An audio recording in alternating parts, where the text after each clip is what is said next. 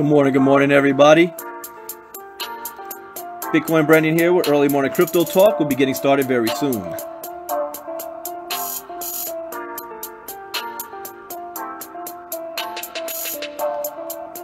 Good morning, Renee. Good morning, Jessica. Good morning, Jason.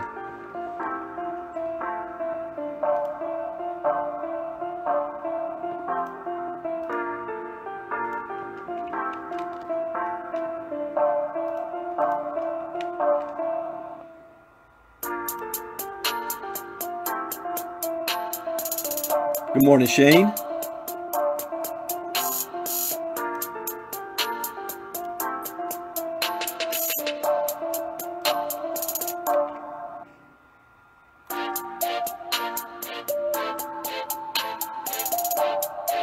What's going on, my fools? What am I mad at you about?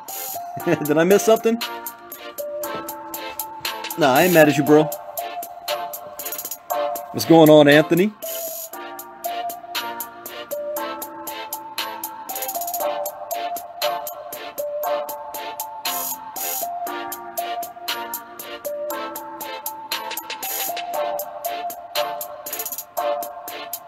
Tuesday morning. Hope you guys are having a good morning so far. The dental office. I feel your pain, Lashana. But you keep smiling.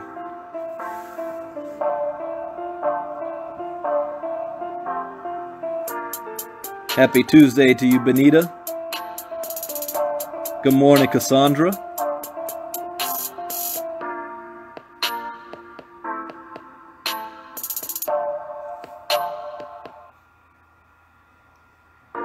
We'll be getting started in about 30 more seconds.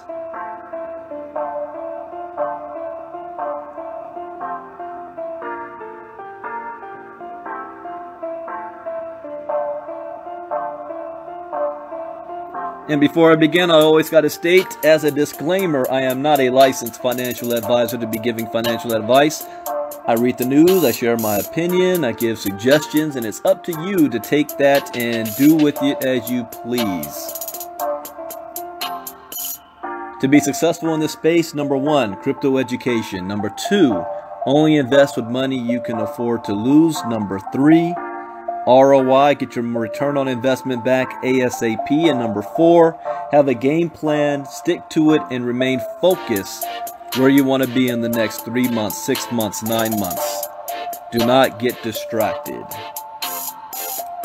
So let's go ahead and begin, and we're going to begin by actually looking at the charts for today. So if I hit the refresh button on coinmarketcap.com, we're looking at Bitcoin is now at $11,800. Now I just want to, it's almost hitting the $200 billion mark just for Bitcoin by itself. We have now crossed again the $500 million mark. What's going on, Christy? And I'm actually going to click on Bitcoin in detail. I want to see just the past week. You know, the last 7 days. So 7 days ago, February 12th, Bitcoin was at $8,600. $8,600. It has grown by $3,000 in the last 7 days. You guys see that and understand that? It has grown by $3,000 the last 7 days. Do you realize it took 8 years for Bitcoin to even reach $3,000? 8 years for it to reach it. We just gained $3,000 in 1 week, and the media is silent about it. What happened to that bubble? What happened to that pop? You know why they're silent? Because it hit 19,000 in December, and that's all people see. So we're up on a bullish swing right now. And I'm excited. Those of you that bought, like I said 2 weeks ago, times to buy. Go back to my Facebook Lives. You will hear me say, now's the time to buy. Now's the time to buy. That's not a time you say, Brandon, you said don't listen to you. That was the time to buy. It's going on up right now. In fact, all of the markets are. No, the Ethereum, Ripple, Bitcoin Cash kind of flattened. Litecoin is up 9%. See any major movers here? Can I recognize any bulls that's taking place? We've got Dogecoin is up 16%. Let's see. Ooh, Z Classic is down 13%. Nothing, no major swings here. Ooh, okay, I see a pump and dump taking place. Redcoin, pump and dump, is up 41%, so be careful. Just because it's up 41% right now, that does not mean you buy it right now. A pump and dump is taking place. That thing's going to drop like a rocket soon.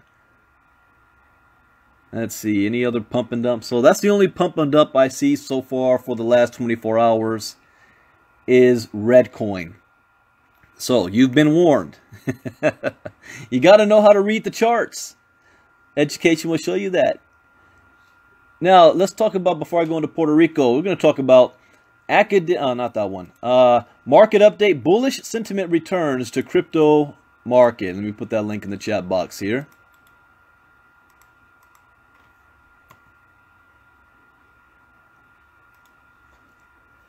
The markets are bullish.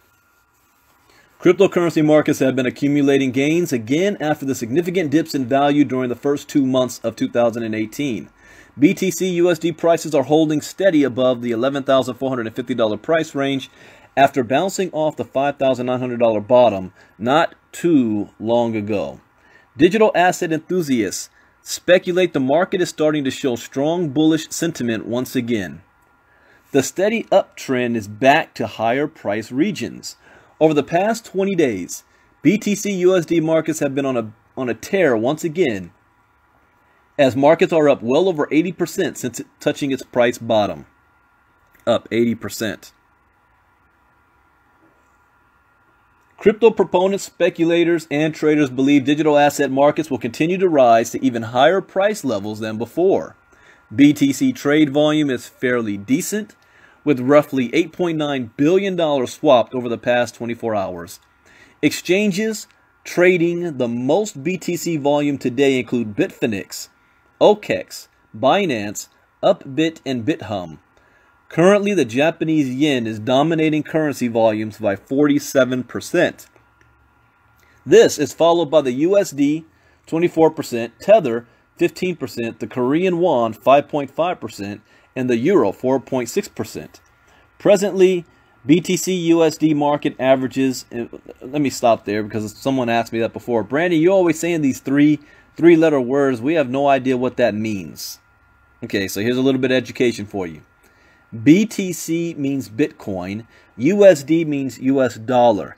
So when you see it paired, like BTC / USD, that just means Bitcoin trading on the with US dollars, the exchange between them both. It could be BTC / ETH, BTC / LTC, BTC / Dash. I mean, when you trade, you'll be able to, the differences. The Forex market is the same way. If you understand and can read the ticker symbols, what that means. So that's what that means when you see BTC / USD. Bitcoin being traded by US dollars. The market averages have been hovering around $11,450 to $11,550 over the past 12 hours. Looking at the 4-hour daily and weekly charts, BTC USD markets have formed a solid uptrend over the last 20 days. The two simple moving averages, both short and long term, have been close to crossing paths over the past 24 hours. Right now, the short-term 100 SMA is above the longer-term 200 SMA, indicating the path to resistance is on the upside. The relative strength index and stochastic oscillators are also heading northbound, showing bullish sentiment is in the air during Tuesday morning trading sessions. The MACD is also following suit, but it's showing there is much heavier resistance with these current price levels. Order books show on the upside there's some resistance around the $11,900 zone as well as heavier opposition around the $12,200 zone. So what that means is when it reaches close to $12,000, it might flatten out right there. They don't see it, you're going to hit a huge wall at that point, so it might level out a bit. But if bulls can manage to muster up some strength and push past this region, a 13K target isn't too far off from sight. On the backside, there's lots of foundational support between the 11,200 all the way to the 10,500 range. A break below the $10,200 area could bring the price below the 10K region, but this scenario seems unlikely at the moment. So again, when I look at the charts, as we see Bitcoin is at 11,800. So it's pushing past that 11,900 zone. So this is where it's going to get interesting. Between now and it getting to 12,200, we got to watch that. It might hover a bit, it might drop down to 10,500, but if it passes 12,200, then you're going to see it shoot up to 13K real quick. All right, top digital assets. Most digital asset prices in general are up between 0.2 to 10% today, following the BTC USD markets. Ethereum prices are up 0.5% this morning, as one ETH is hovering around $953 today. Ripple markets are down today 0.6%, as each token is worth $1.14. Bitcoin Cash values have been correlated with BTC USD markets, and BCH prices are up 0.26%. And lastly, Litecoin now commands the 5th highest market cap, as the currency has knocked Cardano from its position. ADA's Cardano. I still think that Cardano's going to have the greatest percentage growth this year for 2018. That's my own personal opinion. LTC prices are up over 9%, and one token is averaging around $245. Today, the total market capitalization of all 1,500 digital assets is above $512 billion at the time of publication. So what's the verdict? Bullish optimism, or is it bearish? Overall, cryptocurrency proponents are optimistic that the bull market sentiment will continue. Yeah, let's not forget last night I talked about Russia just legalized Bitcoin. That's going to have a positive impact on the markets. Many traders are envisioning all-time highs this year, which will reach between 30 and 50K before the next big correction. Of course, much of the predictions are based on speculation, Elliott wave theories, and other forms of technical analysis that are spot on at times and sometimes way off the radar. In general, the BTC USD rebound back above the 11K price region is a good sign compared to the lows touched a few weeks prior. Yes, 7 days ago it was at 5,900 bucks. Now look at it shooting up, or 2 weeks ago too. All right, let's talk about Puerto Rico. Why this is important. Those of you that do not know the history of Puerto Rico, I strongly advise to do your research to find the history. When Hurricane Irma and Maria hit, it was amazing how many Americans didn't realize or understand that Puerto Rico is part of America. It's amazing that Puerto Ricans are American citizens. It's not a foreign country or a foreign land. This was also highlighted during the Olympics. The Summer Olympics, the last Summer Olympics. People didn't realize this. But they are us. And if you know the history of the island, how it has been exploited, used and abused since day one, I would say probably the worst thing about it is that they don't have any representation. They're not a state, it's a territory, which means there's no representation in Congress outside of ceremonial. I used to work for Congressman Jose Serrano from the Bronx. He's Puerto Rican. I worked in D.C. in his office. I got to post that old picture of me. I was a young kid back then. And he acted as the de facto representative for Puerto Rico in Congress.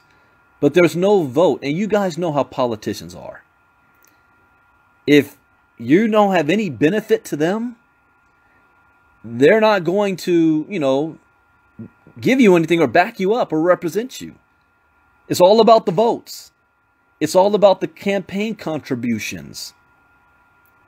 So since Puerto Rico doesn't have that, you know, they're like the redheaded stepchild, always being stepped on for centuries.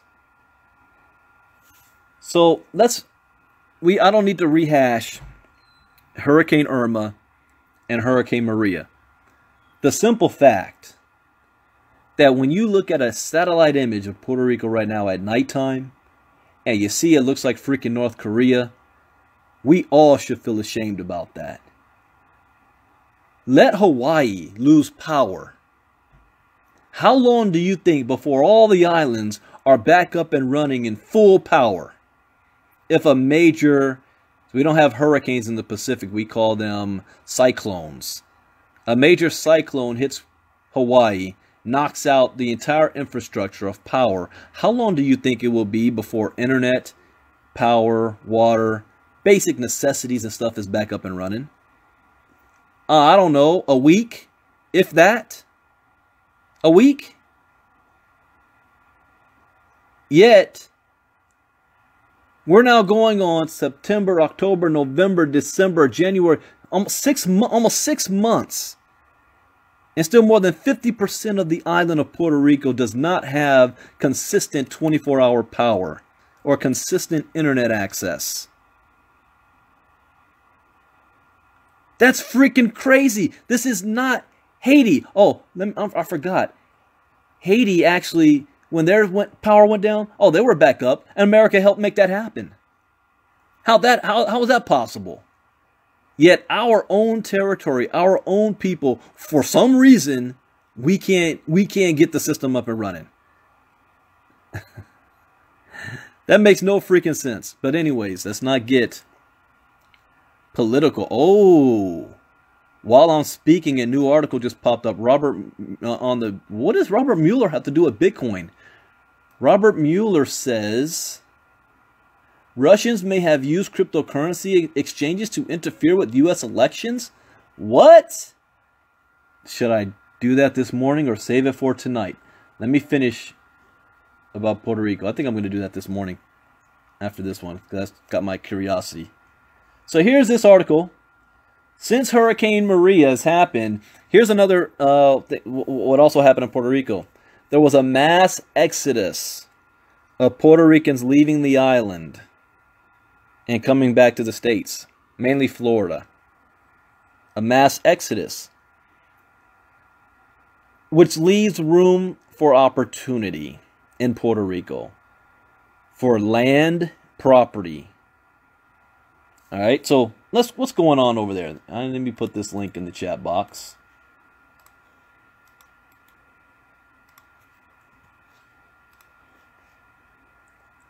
Academics claim crypto-colonialism rampant in Puerto Rico. An opinion piece authored by academics representing Anglia Ruskin University and Trinity College Dublin have alleged that cryptocurrency mining operations are placing strains on Puerto Rico's infrastructure. I didn't know that there was huge cryptocurrency mining operations in Puerto Rico. I didn't know that.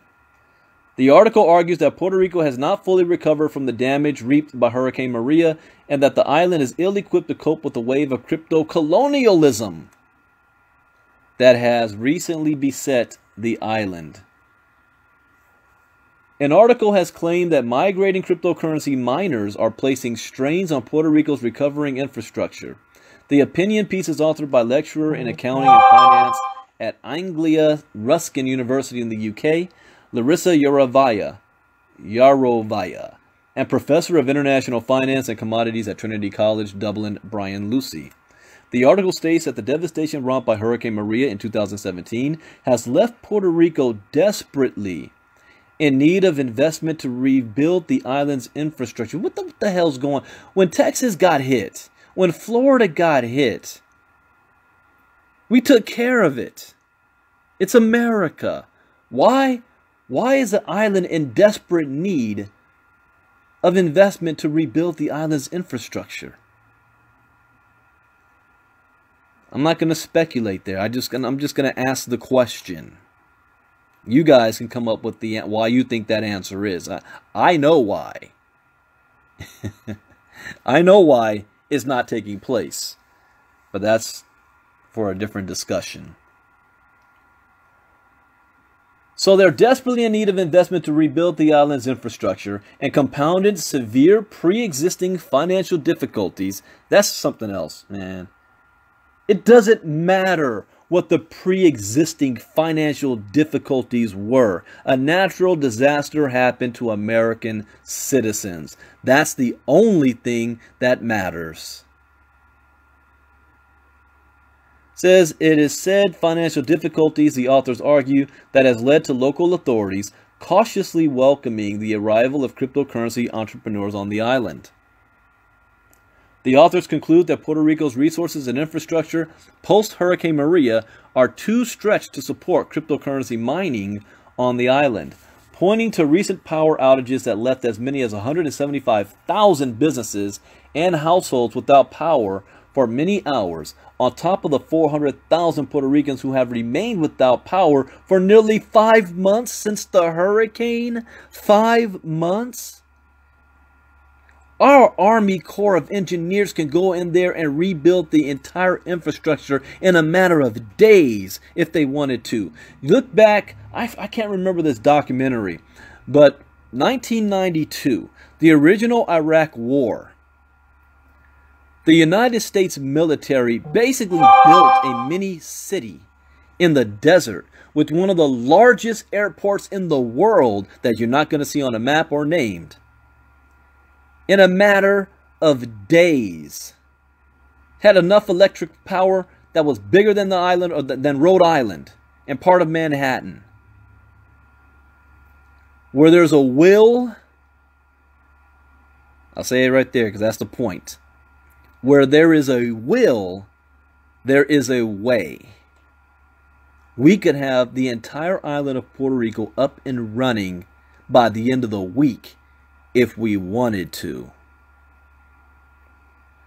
400,000 Americans. You know, I don't even want to use the word 400,000 Puerto Ricans. 400. I just want this to sink in, because image is everything. 400,000 Americans have remained without power for nearly 5 months since the hurricane.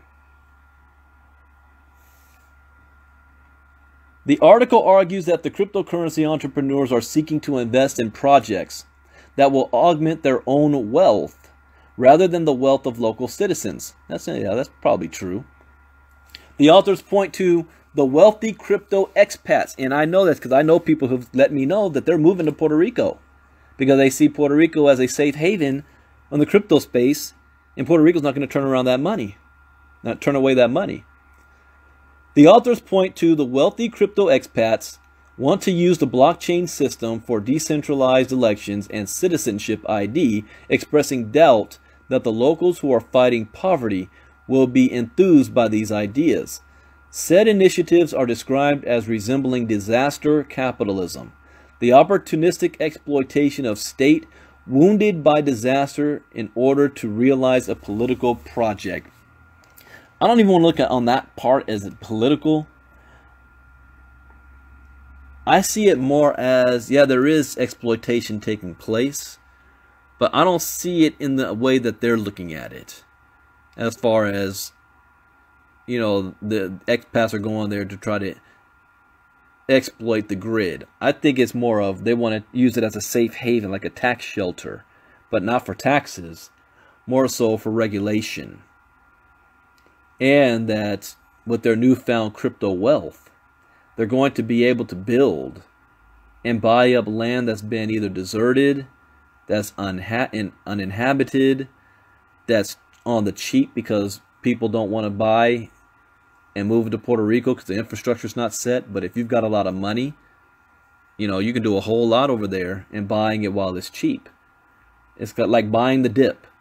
You've got a piece of island paradise. I've never been to Puerto Rico. I'm going to have to make sure I visit. I almost went when I was working for the congressman, and I had to come back to California. But I look forward to visiting there one day. All right. Now, I'm going to read this article tonight as well. But this is huge news, because it's now mixing current politics into the crypto world. And why we pay attention, I mean, go back to my late night crypto talk last night when I talked about the Russians. This is a direct correlation between the United States, Russia, and Bitcoin. I mean, you can't get more important than this. All right. So, Robert Mueller. Russians have used cryptocurrency exchanges to interfere with U.S. elections. The U.S. presidential election of 2016 was not without interference from external forces that everybody except our president seems to understand. As such, the Justice Department has claimed to have identified Russian nationals who attempted to disrupt the elections. So the Russian trolls. According to Fortune, Russian citizens identified in a Justice Department citation released on February 16, 2018, employed cryptocurrency exchanges as part of an alleged game plan to mislead the citizens of the United States before the commencement of the 2016 presidential election. Now, I said this last night, that we're at war. Russia does not, they probably do care who our president is, but here's their goal. Their goal is not to install a Russian puppet. Although if they achieve that goal, that's even better for them. But that's not going to happen. This is America. What their goal was to sow discord and divide in the United States. Division. Because if we're focused on being divided amongst ourselves, we're not focused on being united against what's taking place around the world, where people will put party before country. Both parties, mind you. I am not being partisan here. It doesn't matter which party.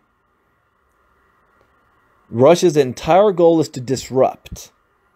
And if you can disrupt, then we're not paying attention to what's really going on out there. And the party that seems to be in the benefit of this Russian interference will never admit to it, because then they may feel that they are seen as illegitimate. So they can't attack the mouth that fed them to get to where they are. That's where you play party over nation. So, let's continue here. The indictment is part of the U.S. Special Counsel Robert Mueller's current investigation into possible election interference by the Russian government. So far, at least 13 Russian nationals and 3 groups who allegedly carried out misinformation campaigns in the U.S. via Facebook and Twitter have been pointed out. Now, Facebook has just banned all Bitcoin ads. And you know what they said? Oh, because of, scams and illicit activity and crime and fraud, we're banning that. Where the hell were you when you knew the Russians were flooding Facebook ads with money to sow misinformation and disinformation and divide? Where they knew a lot of the rallies that were organized, not just Trump rallies, but also Black Lives Matter rallies, were not organized by Trump supporters or Black Lives Matter supporters. They were organized by the freaking Russians. And they knew this. and did nothing because they wanted the money. But now all of a sudden they want to ban Bitcoin advertisement.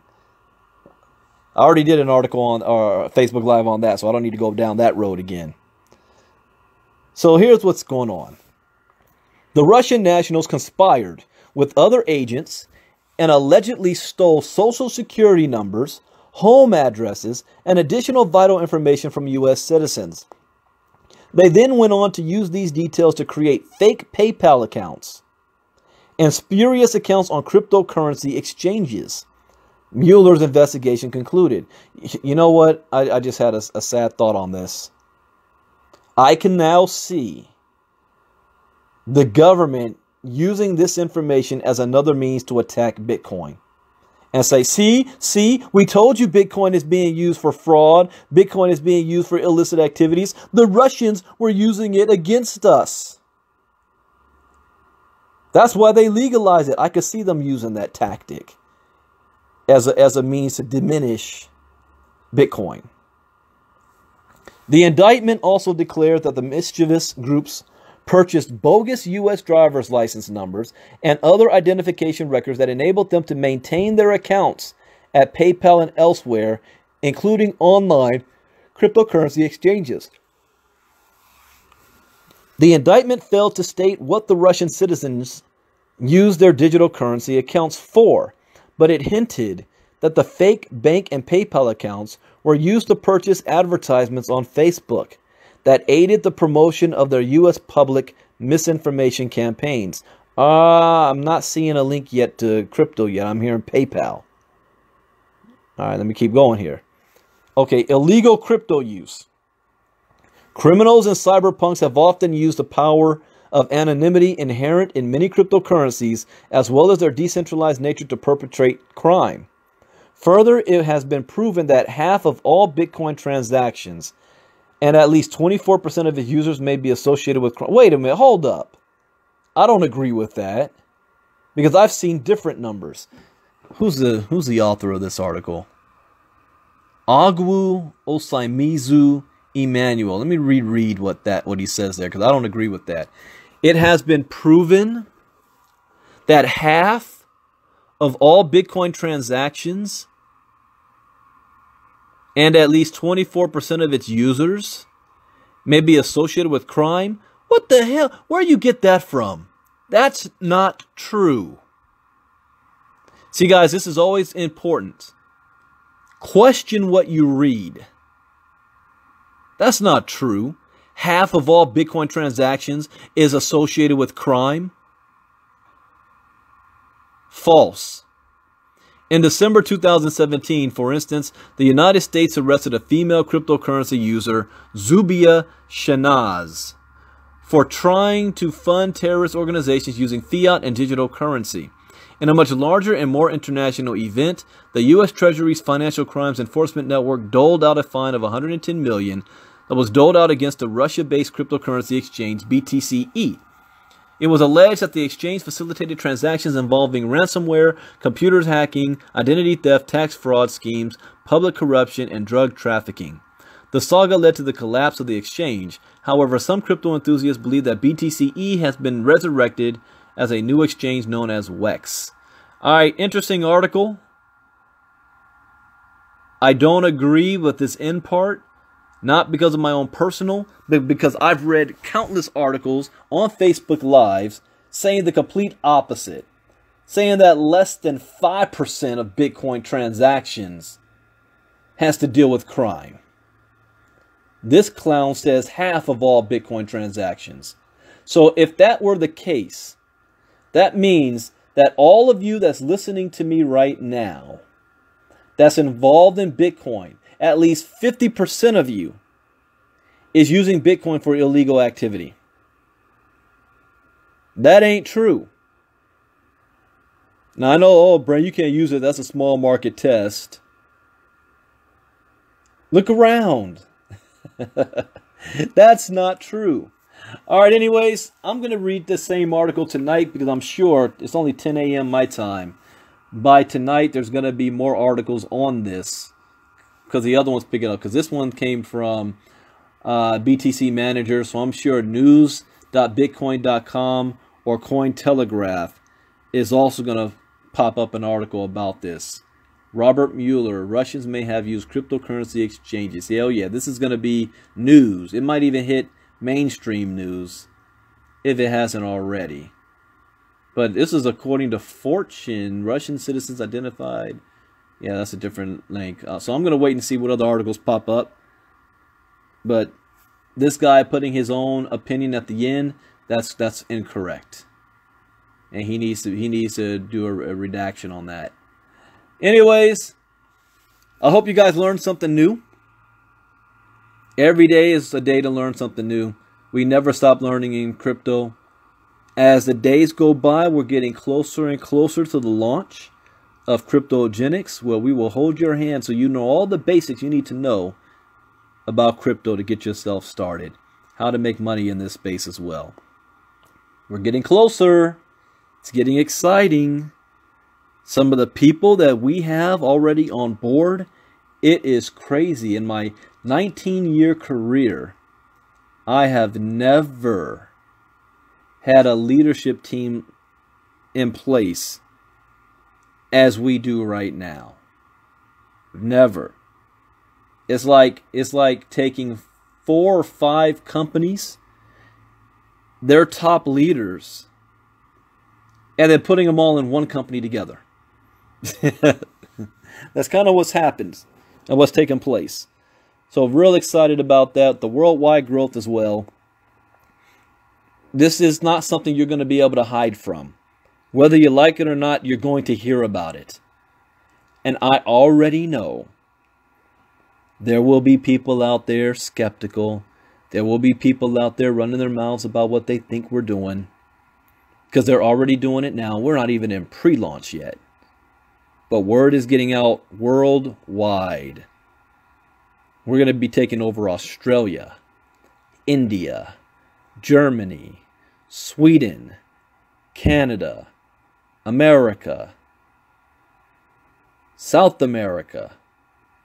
I'm just thinking of where I know all the leaders are. Big leaders. Parts of Africa. It's crazy. We have a target month, which will be in March. We can't give out any specific date because sometimes technology may give us a setback.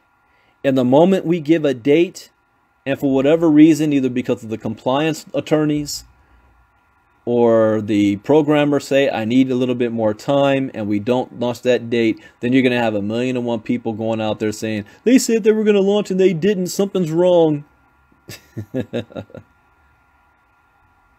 That's a good question, Mia. Is it also legal in other countries, even if it is only legal in the U.S.? Look at it this way. The United States has the most strict laws, regulatory laws, when it comes to businesses. So if we can be legal in the United States, we're more than legal in other countries. The only other legal that kind of be compared to might be Germany, especially when you're dealing with direct sales or network marketing. But the challenge has always been in the United States. If you look at the crypto space, many ICOs and businesses choose not to do business in the United States because it's too difficult. Too many rules, too many regulations. They don't want to go through all those hoops. And they don't have to deal with just the federal government. They also have to deal with every single state. So what's unique about us is that we have hired compliance attorneys. We've hired Thompson & Burton PLLC.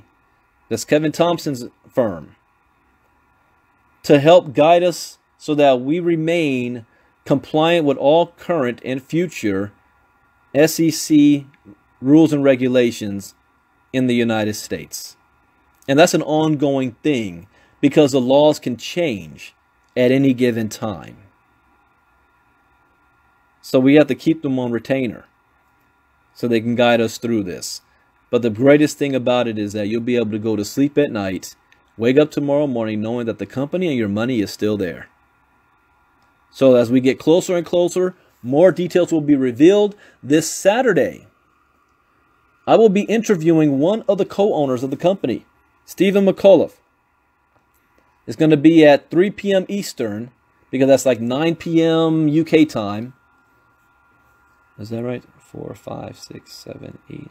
Or 9 p.m. Sweden. I think that's 8 p.m. UK. I'm not sure. So 3 p.m. Eastern, 12 p.m. Pacific, Saturday. Interview with co-owner Stephen McCullough. And it's gonna be question and answer session. So I'm gonna be asking the questions that a lot of you guys ask me on a daily basis. And then after next week, things are gonna start to pick up very quickly. So you definitely want to stay plugged in. People say, what can I do now? Right now, you want to have your money ready. At least $300 in Bitcoin ready. In the next 24 hours, 3 new videos, presentations will be launched. 3 new presentations will be launched. It's going to be a mini presentation, a presentation about the crypto rhythm. Yeah, that's the bot. And a more detailed training where you're going to know the ins and outs of the compensation plan and how to get promoted and all that good stuff. So within the next 24 hours, you're going to see those 3 videos that you're going to be able to use. We are going to be, here's something else that's going to separate us from, because people say, well, I see people that you know, Brandon, people that you've worked with are out there advertising other companies that seem similar to what you're doing. And what's the difference? Well, I've made it a point not to criticize or focus on what other companies are doing. Focus on what it is we're doing. And you can figure out what the difference is. The main issues I see from others is compliance. For example, we will not be showing back offices on videos. We will not be showing back offices on Facebook Lives. We will not be showing what we've earned from our bot on social media. We will not be doing paid advertisements. You will not have any clowns on YouTube making videos talking about, I got $300,000. Here's my back office. You can too if you sign up with me. Here's my link. We will not be controlling your money. You have access to your money. We will not be displaying earnings of the bot on your dashboard. That's illegal. It will go straight to your Bitcoin wallet, not to the dashboard. Then you withdraw to a Bitcoin wallet because we don't have control of your money. We will actually focus on education. We will lead with education. We will never give percentages. We will never talk about 1% a day, 2% a day, 20% a month, 40% a month. Even though that's what all y'all keep asking me 9 times out of every day. We will not. When I show you the crypto rhythm presentation, one way to tell if you're smart, and I'm going to give a little sneak peek here.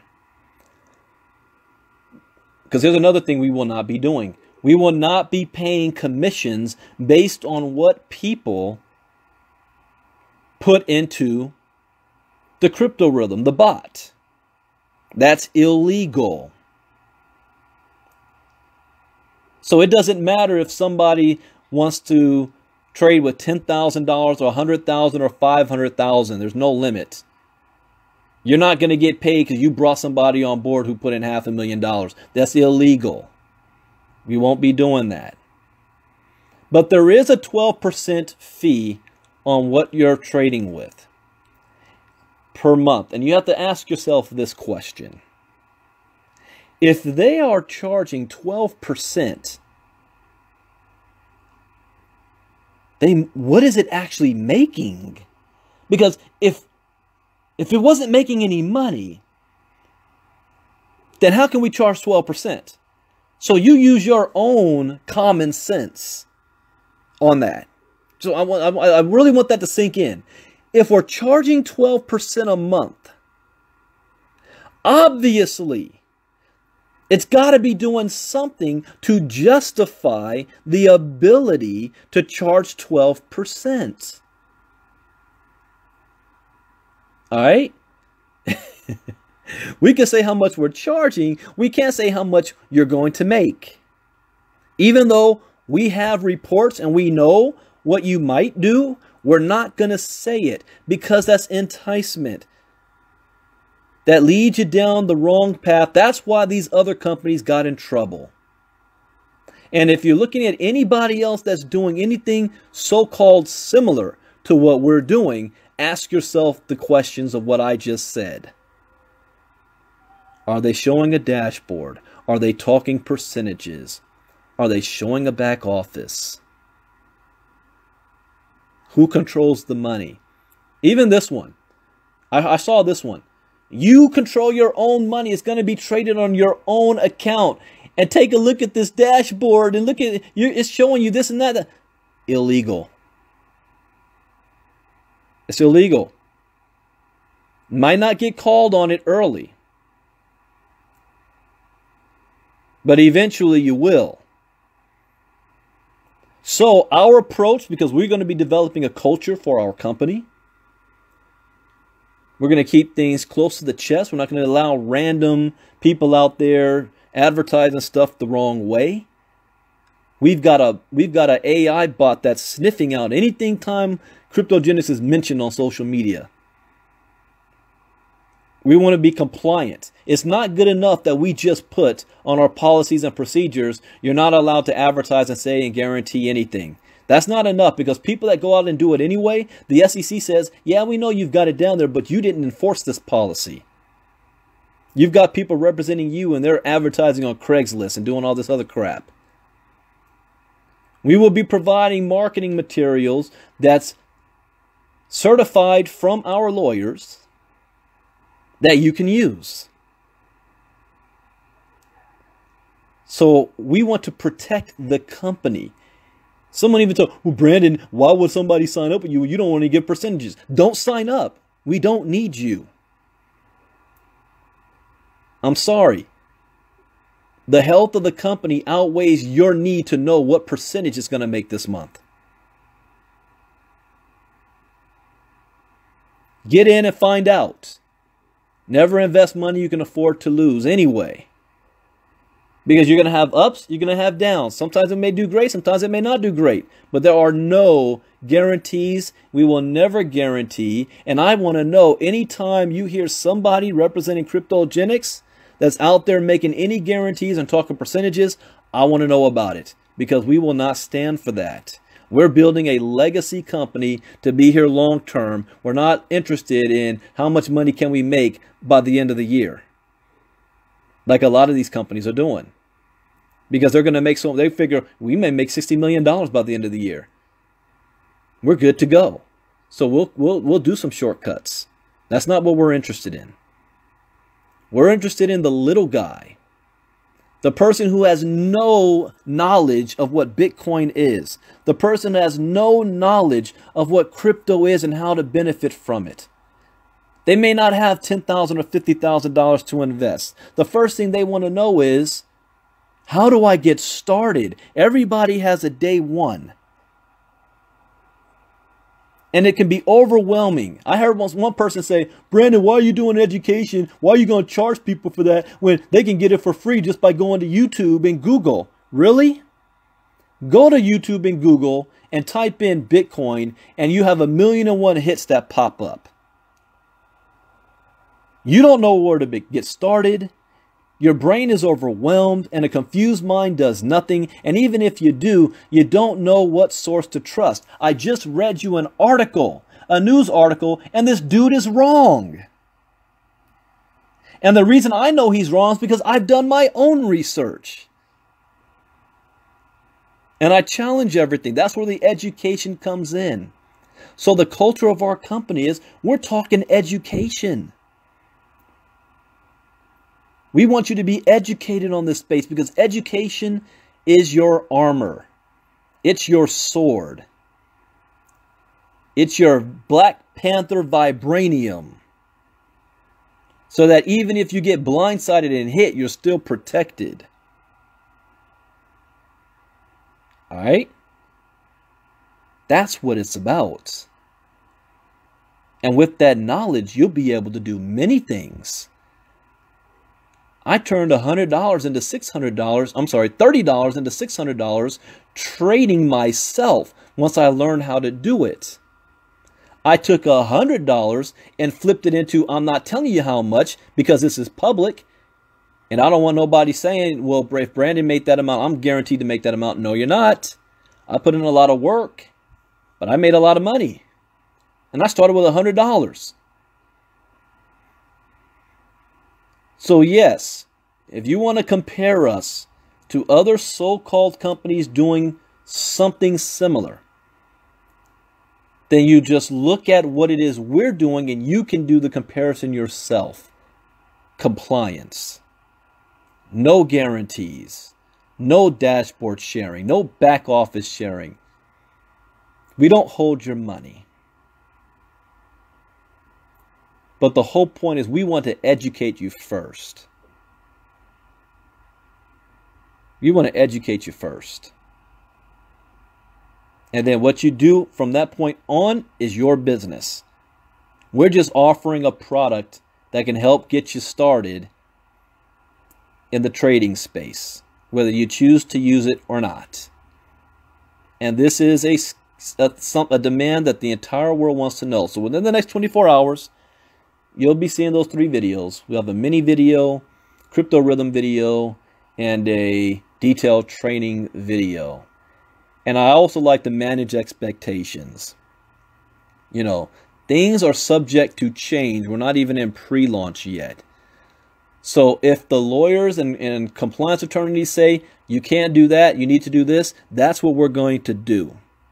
So I don't want to hear anybody crying saying, this is what you said last month, but now you're doing something different now. Yeah, because we got to remain compliant. The laws have changed in that time frame. Do you know how fast laws change? How fast things can happen? Russia just legalized Bitcoin. That changed a whole lot of laws in Russia. We've got 4 states in the United States right now that's creating their own laws to legalize Bitcoin and call it a currency so that they can tax it the right way, separate from the federal government. It's always changing. You always got to be learning. All right, so I went long this morning. That's good information for you. If you just joined us, you definitely want to go back to the beginning and listen to the beginning. And I'm going to cover this article again tonight about Russians may have used cryptocurrency exchanges to interfere with U.S. elections. I'll cover that again tonight, and as well as other news that may pop up throughout the day. Thank you for joining us this morning. This is Bitcoin Brandon out. Have a great day. God bless. Bye-bye. Crypto Gen X.